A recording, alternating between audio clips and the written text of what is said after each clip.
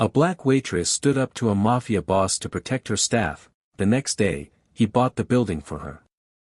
The morning light struggled to pierce through the soot-stained windows of the Golden Bean, a small corner café that had long served as the neighborhood's beating heart. Inside, the air was thick with the comforting scent of burnt espresso and toasted bagels, a stark contrast to the cold, predatory atmosphere that had begun to settle over the city. Imani Brooks moved through the space with a grace born of repetition, her simple café uniform pressed and clean, her hands steady as she wiped down the scratched mahogany counter. She was part of the furniture here, invisible to most, a young woman whose strength was measured in the quiet dignity with which she served the working class. But the rhythm of the morning shattered when a fleet of black, armored sedans pulled to the curb with clinical precision. The street, usually bustling with the chatter of vendors and the honking of taxis, suddenly fell into a suffocating silence. Pedestrians averted their eyes, ducking into alleyways or scurrying into shops, as if the very sight of the vehicles could bring misfortune. From the lead car stepped Choi Sung-jae. He was a man who didn't just occupy space, he commanded it. At 38, Sung-jae was the personification of cold authority, dressed in a tailored black suit that seemed to absorb the dim morning light.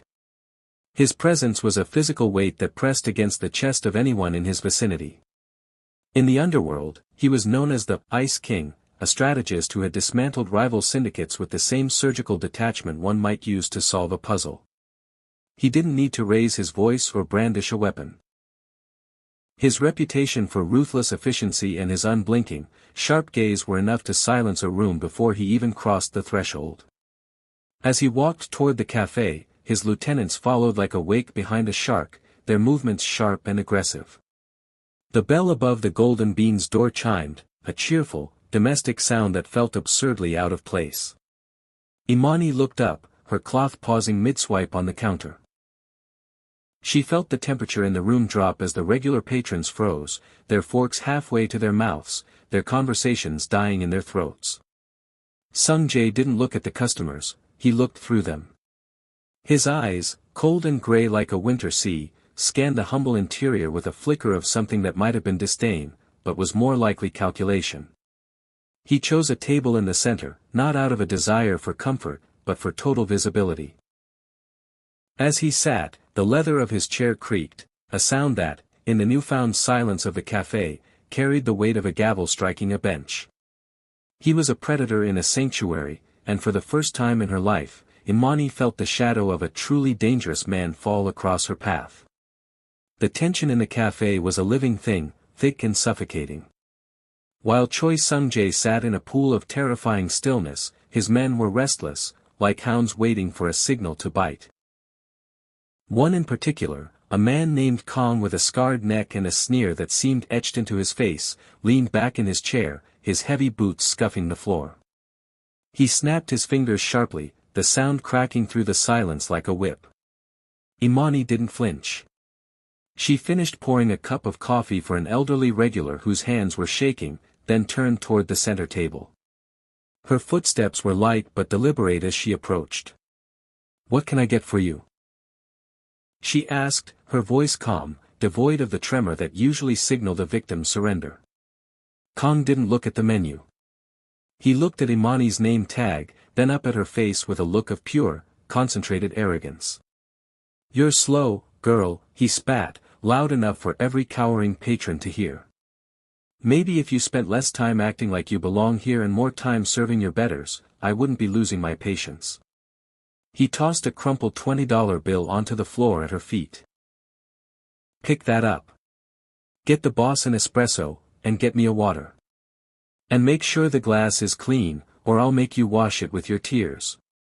The room went subterranean cold. The regular patrons looked down at their plates, praying Imani would just pick up the money and do as she was told. They knew the cost of pride in this neighborhood. But Imani remained upright. She didn't look at the money on the floor.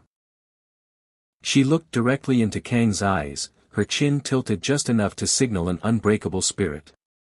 "The espresso is $4, Imani said, her voice steady and clear. "The water is free with a meal. But the respect? That isn't on the menu," and it's clearly something you can't afford. Kang's sneer vanished, replaced by a dark, murderous flush. He stood up, his chair screeching against the tile, his hand reaching out to grab her shoulder. Do you have any idea who you're talking to? Apologize. Now. Get on your knees and pick up that money, or I'll burn this dump to the ground with you inside it. Imani didn't back away. Even as the lieutenant loomed over her, she didn't blink. I have nothing to apologize for, she replied. I'm doing my job. You're the one making a scene in a place of business. If you want a drink, you can sit down and wait your turn like everyone else. If not, the door is behind you. The silence that followed was different now. It wasn't just fear. It was the sound of a death sentence being written. Kang raised his hand, his face contorted with rage, but before he could strike, a soft, metallic click echoed from the center table. Choi Sung-jae hadn't moved a muscle, but his gray eyes were now fixed entirely on Imani. He didn't look angry. He looked as if he had just seen a ghost, or perhaps, for the first time in his life, a human being. The air in the café didn't just still, it solidified. Kang's hand remained suspended in the air, a lethal instrument frozen by the sudden, heavy attention of his superior.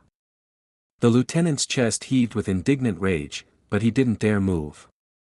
Every eye in the room, from the terrified cook peeking through the kitchen slat to the trembling regulars, shifted toward the man in the center of the storm. Choi Sung-jae leaned forward, the motion so slow and deliberate it felt like the shifting of a glacier. He didn't look at Kang. He ignored his lieutenant as if the man were a flickering candle in the presence of the sun. His entire focus was anchored on Imani. For the first time, Imani felt the full, unfiltered weight of the Ice King. It was a gaze that didn't just see her, it dissected her. He looked at her hands, which remained steady at her sides. He looked at her eyes, which weren't clouded by the frantic, watery sheen of terror he saw every day. Instead, they were dark, deep, and defiant. The silence stretched into a minute, then two. It was a psychological war of attrition. Most men, even hardened rivals, would have looked away by now, their survival instincts forcing their lids to heavy or their heads to bow. But Imani stood her ground. She met his cold, gray stare with a quiet ferocity of her own. She was a woman with nothing but her dignity, and she guarded it like a queen defending her last city. Sung-jae felt a strange, long-forgotten stir in his chest. In his world, loyalty was a transaction and fear was the only currency. He was surrounded by people who would kill for him, but none who would look him in the eye and tell him the truth. In this small, smelling of old coffee room, he had found something rarer than the diamonds on his cuffs, a soul that could not be bought or broken. His gaze dropped briefly to the $20 bill lying on the floor between them, then returned to her face. A ghost of a shadow passed over his features. Not a smile, but a recognition. He saw the bold spirit his mother used to speak of, the kind of fire that built empires or destroyed them. Kang, Sung-jae said, his voice a low, melodic rasp that carried to every corner of the room. Yes, boss. Kang whispered, his bravado leaking out like air from a punctured tire. The lady told you the espresso is $4, Sung-jae said, never breaking eye contact with Imani. Pick up your trash. Pay the bill. And leave a tip that reflects the lesson she just gave you for free. The room exhaled a collective breath it had been holding for an eternity. As Kang scrambled to obey, his face burning with humiliation, Sung-jae stood up. He adjusted his jacket, the fabric whispering against his shirt. He took one last, long look at Imani, a look that held the weight of a silent promise, before turning toward the door without a word. The walk home felt like a march toward a scaffold. Usually, the evening streets of the neighborhood were a comfort to Imani, the rhythm of children playing on stoops and the smell of jasmine and exhaust, but tonight, the air felt thin and hostile. She kept her head down, her heart a frantic drum against her ribs. Every pair of headlights that swept across her back felt like a targeting laser, every idling engine sounded like the beginning of an ambush. When she finally reached her small apartment, she locked the door with trembling fingers, sliding the deadbolt and the chain into place. The familiar sounds of her home, the hum of the refrigerator, the distant siren of an ambulance, no longer felt safe. They were merely the backdrop for her waiting. She didn't turn on the lights. She sat on the edge of her bed in the dark, her hands folded in her lap, watching the shadows of the fire escape dance against the wall. She knew the stories. People who crossed men like Choi Sung-jae didn't just lose their jobs, they vanished. Their lives were erased as if they had never existed. She thought of the golden bean, of the cracked mugs and the regulars who felt like family. She had fought to keep her dignity, but as the hours ticked by, the cost of that pride began to feel unbearable. She began to pack a small bag, her movements mechanical and numb. A change of clothes, her passport, the meager savings she kept in a shoebox under the bed. It was a futile gesture, where could she go that his reach wouldn't find her, but it gave her hands something to do. Tears finally blurred her vision, hot and stinging. She wasn't crying because she was weak, she was crying for the life she had worked so hard to build, a life that was now balanced on the whim of a man who dealt in death. She lay down on top of the covers, fully dressed, her eyes fixed on the door. Every creak of the floorboards in the hallway made her breath hitch. She expected the wood to splinter, the cold click of a weapon, or the heavy silence of men who didn't need to speak. She didn't sleep. She spent the longest night of her life in the space between prayer and goodbye, waiting for the morning to bring a reckoning she was certain she wouldn't survive. The sun rose with a cruel indifference, casting long, pale shadows across the golden bean as Imani arrived for her shift. She had dark circles under her eyes and a heart heavy with the expectation of violence, but the morning brought a different kind of predator. Instead of armored sedans and silencers, the sidewalk was occupied by a sleek silver coupe and a man in an expensive, ill-fitting gray suit. He was Mr. Henderson, a mid-level developer who had been circling the block like a shark for months. He stood at the entrance, a thick folder tucked under his arm and a smirk that felt like a physical insult. He didn't wait for Imani to unlock the door before he began his assault. "Don't bother with the coffee today, Miss Brooks," he said, his voice oily and loud. "The locks are being changed at noon. We've finally cleared the final hurdle. The owner of the plot sold out last night, and the new directive is immediate demolition. You have 4 hours to clear out the equipment." Imani felt the ground tilt beneath her. Demolition? We have a lease. This cafe has been here for 30 years. Leases have loopholes, and my clients have very large wallets, Henderson countered, tapping the folder. The neighborhood is changing. There's no room for crumbling sanctuaries and $4 espressos when luxury condos are waiting to be built. You're an eyesore, Imani. Always have been. The regulars began to gather on the sidewalk, their faces etched with the same defeat Imani felt. This was the silent, legal death that followed the loud, violent threats. She looked at the scratched mahogany counter and the old espresso machine, realizing that she had survived the Mafia boss only to be crushed by a man with a fountain pen. Her world wasn't ending with a bang, but with the cold, bureaucratic rustle of eviction papers. As Henderson checked his watch, looking down the street for the construction crew, Imani gripped her cleaning cloth so hard her knuckles turned white. Her sanctuary was crumbling, and for the first time since the night before, she realized she had nowhere left to hide. The rumble of an approaching engine vibrated through the pavement before the car even turned the corner. A single, obsidian-black sedan drifted to the curb, its tinted glass reflecting the dilapidated beauty of the neighborhood like a dark mirror. Behind it, 2 more vehicles pulled into formation, effectively boxing in Mr. Henderson's silver coupe. The sidewalk cleared in a heartbeat. The regulars, who had been murmuring in protest against the developer, scrambled back toward the brick walls, their breath hitching in unison. They knew that car. They knew the silence that followed it. To them, this was the end of the story. The Ice King had returned to finish what his lieutenant had started. Mr. Henderson, however, didn't share the neighborhood's terror. He straightened his tie, a look of greedy relief washing over his face. He had heard rumors that the big players were interested in this block, and in his arrogance, he assumed the cavalry had arrived to help him sweep away the final speck of resistance. Finally, Henderson blustered, stepping toward the lead sedan with an obsequious grin. I was starting to think I'd have to call the marshals to drag these people out myself. You're just in time. The girl is being difficult about the lease, but I've got the papers right here. The door opened. Choi Sung-jae stepped out, the sharp crease of his trousers hitting the pavement with a lethal elegance. He didn't look at Henderson. He didn't look at the folder the man was waving like a flag of truce.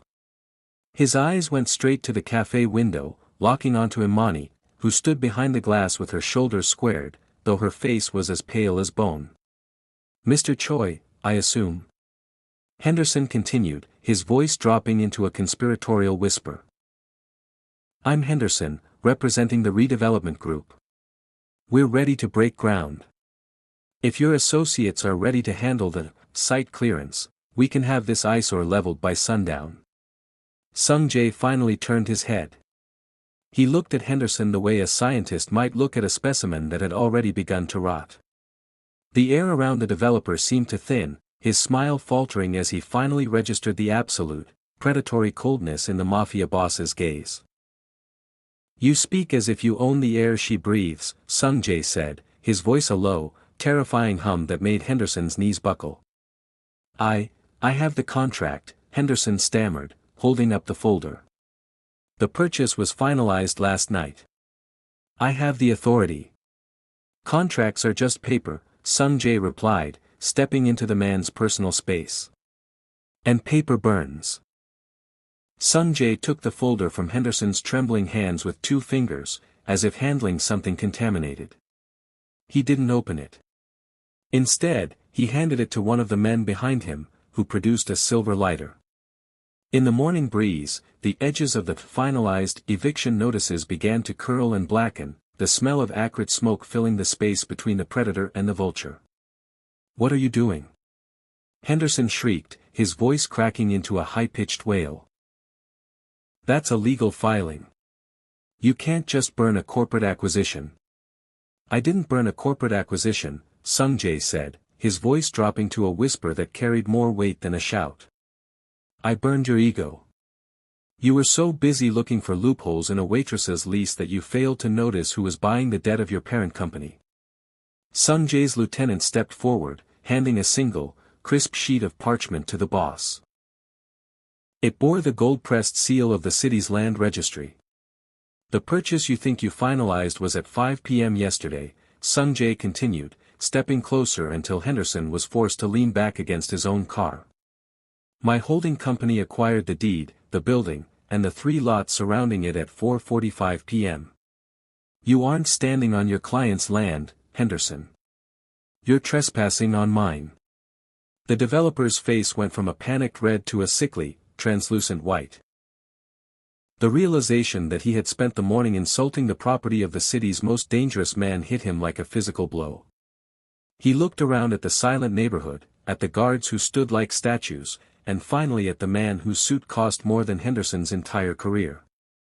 I didn't know, Henderson whispered, his bravado replaced by a desperate, pathetic whimper. The paperwork, there must have been a delay in the filing. There was no delay, Sung-jae said, his eyes flashing with a sudden, sharp contempt. There was only your arrogance. You thought because she wore a uniform, she was small. You thought because she was alone, she was easy. Sung-jae leaned in, his lips inches from Henderson's ear. If I see your car on this block again, I won't call the marshals. I'll call the cleaners. Do you understand? Henderson didn't wait to be told twice. He scrambled into his silver coupe, the tires screeching as he fled the scene, nearly clipping a fire hydrant in his haste to disappear. Sung-jae watched him go for a moment, then turned back toward the café.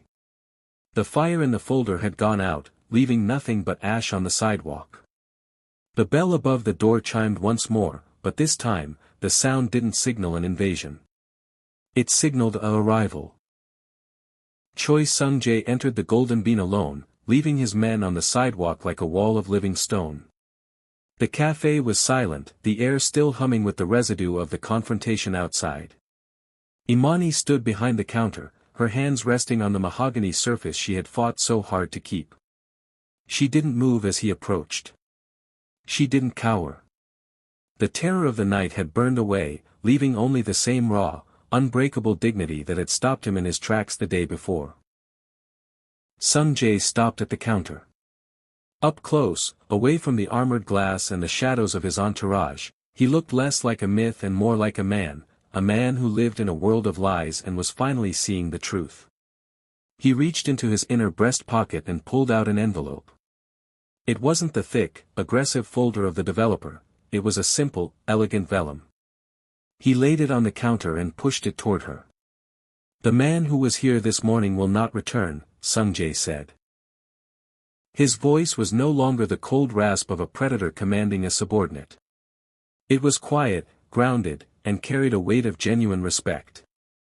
Men like him believe that everything has a price, the land, the building, the people who stand on it. They think power is something you buy. Imani looked at the envelope, then back at him. "And what do you think power is, Mr. Choi?" A faint, almost imperceptible softening touched the corners of his eyes. "Power is the ability to say no when the world expects you to kneel," he replied. "I have spent my life surrounding myself with people who bow. I had forgotten what a person looked like until I met you."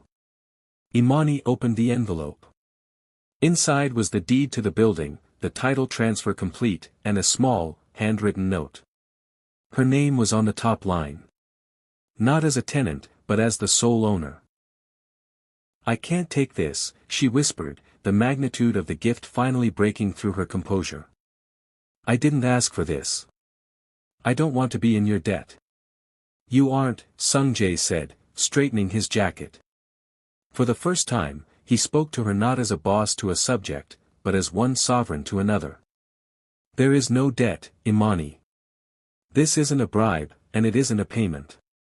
It is a correction. A place like this, a person like you, should never be at the mercy of men who only know how to tear things down." He turned to leave, but paused at the door. "Keep the coffee hot," he said with a final, lingering look of admiration. "The neighborhood still needs its heart." The morning sun now flooded the café, no longer filtered through the dread of an ending, but illuminating a beginning. As the black sedans disappeared into the city's concrete veins, the neighborhood didn't just wake up, it exhaled. One by one, the regulars who had watched the drama from the shadows began to trickle back in. They didn't come for the coffee at first, they came to touch the counter, to look at Imani, and to see if the miracle was real. Imani stood in the center of the room, the vellum deed still clutched in her hand. The weight of the paper felt heavier than the building itself. She looked at her reflection in the window, the simple uniform was the same, but the woman wearing it had been transformed. She wasn't just a survivor of the city's shadows, she was the master of her own territory. Word spread through the streets faster than a winter flu. By noon, the Golden Bean was packed, but the atmosphere had shifted. The fear that usually followed the name Choi Sung-jae had been replaced by a quiet, stunned reverence. The Ice King had done the one thing no one expected, he had shown mercy, not because he was weak, but because he had found someone strong enough to deserve it. The city realized that beneath the tailored suits and the ruthless reputation, there was a hidden code of honor, a respect for the kind of courage that couldn't be coerced. Imani didn't change the name of the café, and she didn't buy a fancy car. Instead, she replaced the broken stools and painted the front door a vibrant, welcoming green. She remained the same woman who had stood her ground, but now, when she looked at the city's most powerful men through the glass, she didn't look at them as threats. She looked at them as people who, like everyone else, were just searching for a place where the truth mattered. The Golden Bean became more than a café, it became a landmark of defiance. And every Tuesday morning, at exactly 7:30 sharp, a single black sedan would idle at the curb for just a moment. No one stepped out, and no one was harassed. It was simply a silent salute from the man who owned the city to the woman who owned her soul. Imani would look up from the espresso machine, offer a single, knowing nod, and keep the coffee hot, just the way the king preferred it.